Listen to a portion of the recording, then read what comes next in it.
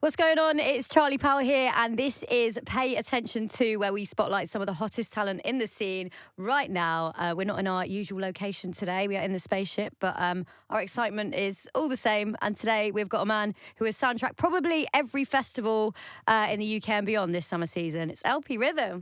Yeah, thank you for having us. It's great to have you here. You've been on an absolute roll this past 12 months and last night.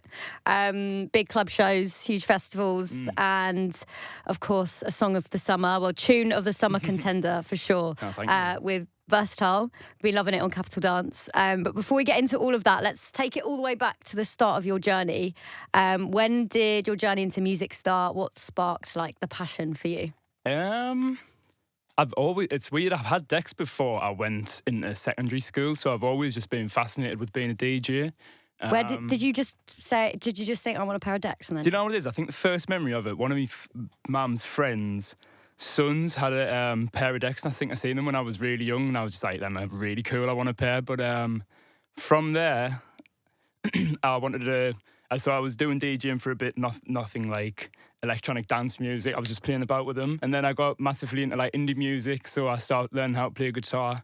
Nice. And I'd done that for a while. And then as I start going out again, when I start getting older and going out, that's when I really fell in love with like electronic dance music and started like DJing from there. Nice. And you've got like a lot of like 90s rave influences in your sound. Yeah.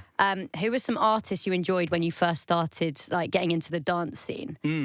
Well, I think it was like around about 14, 15, I was listening to like the Hardwell and stuff like that. That's what got us into like the electronic dance music, like Avicii and stuff. But then once I started clubbing, I'm from the northeast, so it was like Patrick Toppin, or like the old like tech house sound. So yeah, going to watch them in clubs, and that's where I really like fell in love with like the more like tech housey type of sound. Yeah. And do you have any kind of particular tracks you remember that really like sucked you in, or like tracks that like influenced your sound at the start? Yeah, B Sharp's Here Now was one of them. Voicemail, just a lot of the Patrick Toppin, old Jamie Jones, like Hot Creation stuff. Yeah, them really inspired us, and then I was just looking for new music constantly from that. Nice, yeah, proper like quality house. Yeah. And were you DJing? Well, I presume you were DJing before you started doing music, right? Yeah.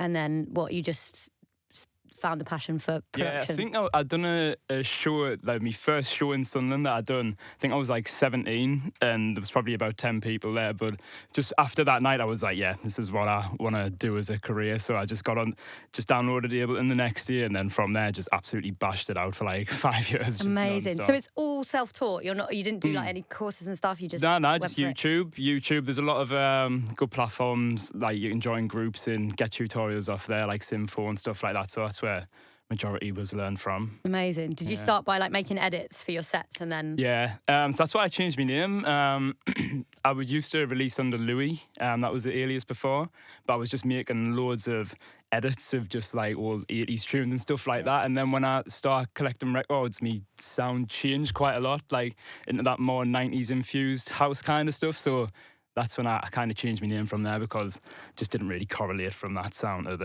to the other. Yeah, and LP, that's your initials, right? Just my initials, yeah. Your initials and rhythm. Yeah, rhythm after. Nice.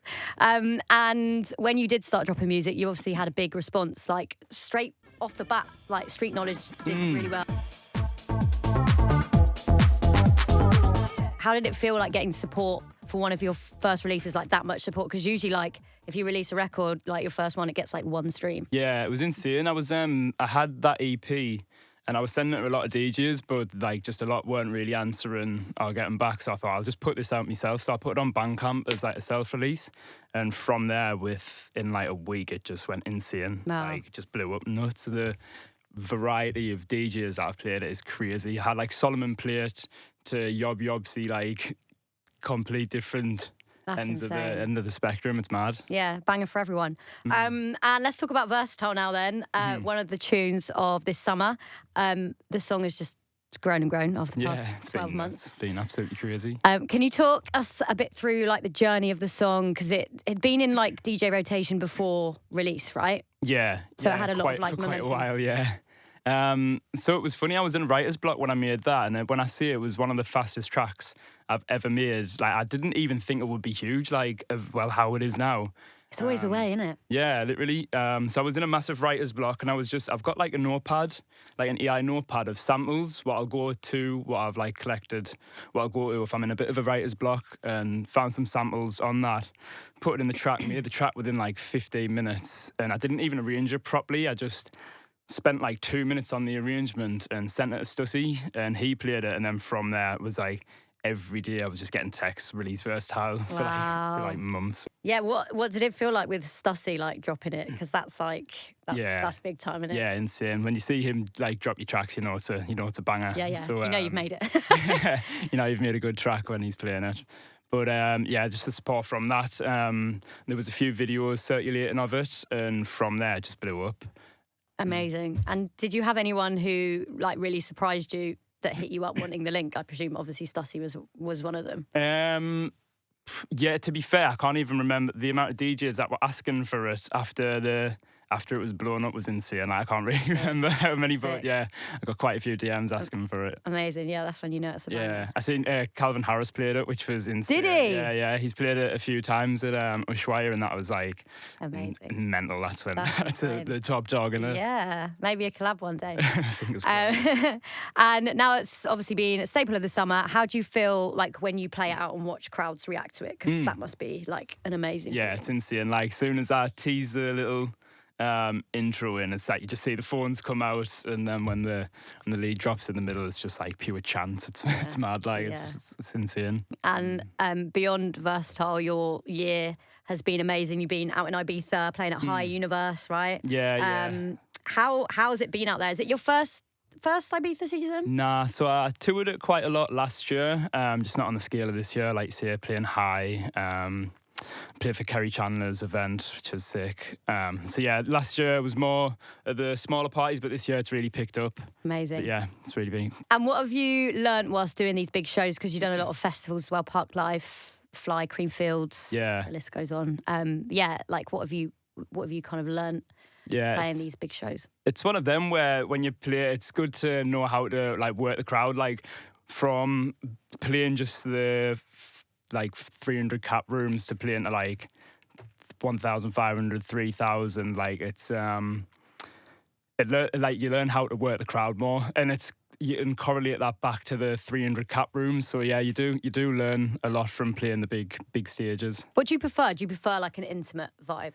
It just depends. Like, I would prefer, like, it's class having a club with like 400 people and it's just from the ceiling, just pogo sticks, like bouncing. Yeah. But then it's also it's them shows where you do like, I done Creamfields and that was like 12,500, and just seeing that I was like, wow. Did you get nervous? Insane. Yeah, I was like trying to drink me drink. I was like, like shaking, trying to put it in me mouth, but nah. I was really nervous for that one. Big moves.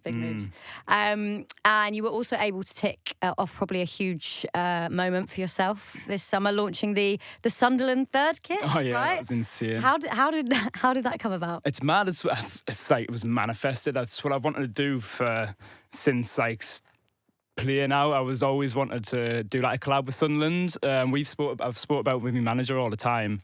And I've done a home show, and I think they're kind of seeing that getting promoted. And one of the marketing team just messages on Instagram and just like, we're like, what you doing? Is there any way that we can try and make a collab or something? Sick. I was like, yeah, 100%. Like, yeah, amazing.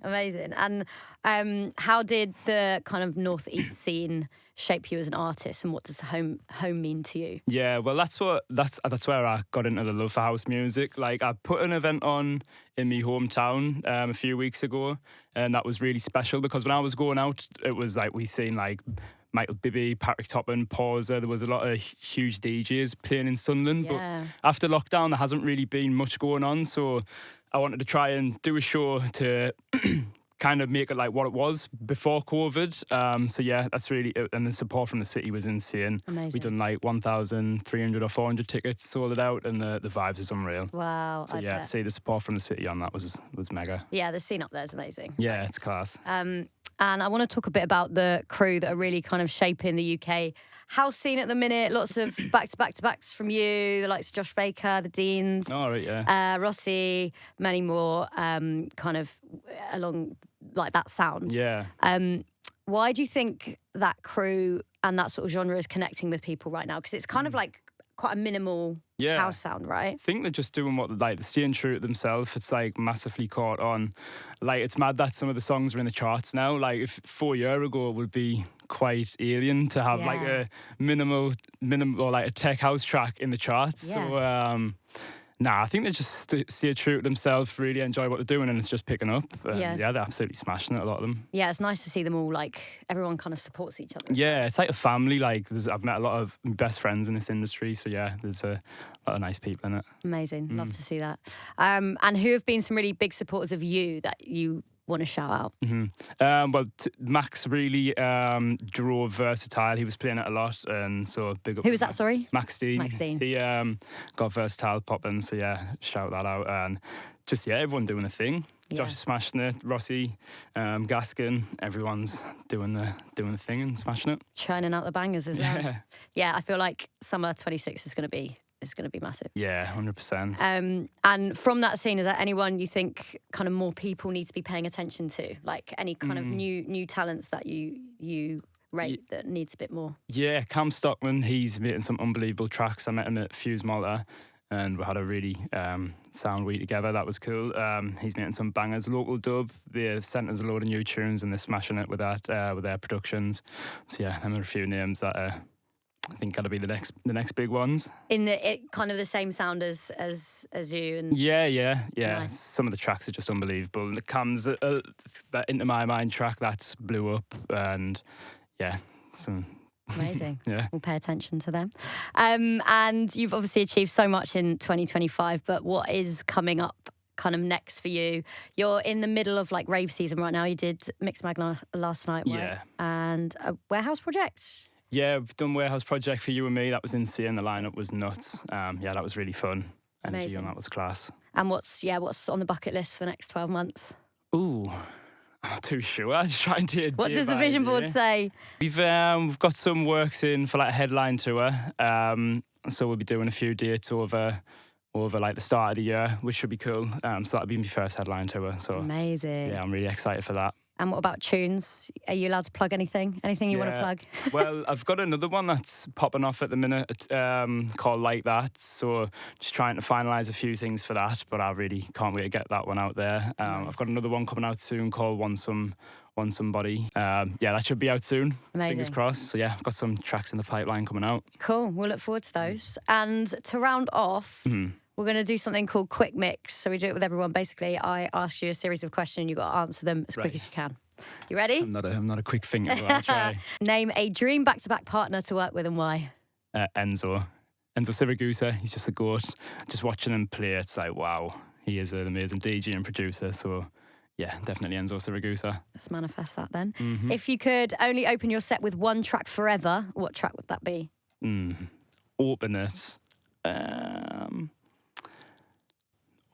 I've made a little intro for Versatile, which pops off all the time. I've just used the vocals in another track, but that pops off, so probably that. Sick, your own edit, love that. Yeah. And what is your guilty pleasure genre to listen to?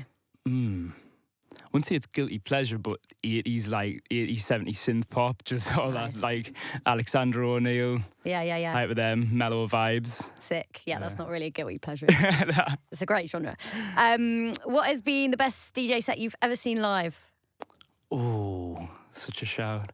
I was at Bologna a few weeks ago at Fuse Malta. I was in there for the full time. It was insane. Really? Start to finish? Had that off, yeah. That was a really good set to watch. And name a track you wish you would have produced and why? I got this question last night, and I always say it's one of my all-time favourite bangers. It's called Ooh La La by X Coast. Nice. Like, I heavily base my sound off that one track. So yeah, that's a staple in me sets, that track. Nice. And what was the first album you ever bought or downloaded? Like, what are your like memories of that album? When I going back to when I was DJing when I was like 11 or 12, I remember I only had like 2 tunes, and one was I think it's a Black Eyed Peas, Bring the Action. Oh, what a tune. I think that might be the first ever tune I bought on iTunes to play with another song with. I can't remember the other one, but I think I had 2 tunes I bought and I would just play with them all day. Black Eyed Peas. I love Literally. that.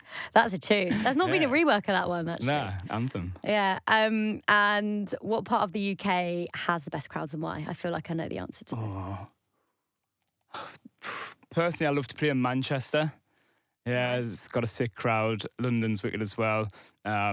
Newcastle, Sunderland. I was really surprised with how good it went down in Sunderland, but probably all round, probably Manchester. Manchester. Yeah. Nice.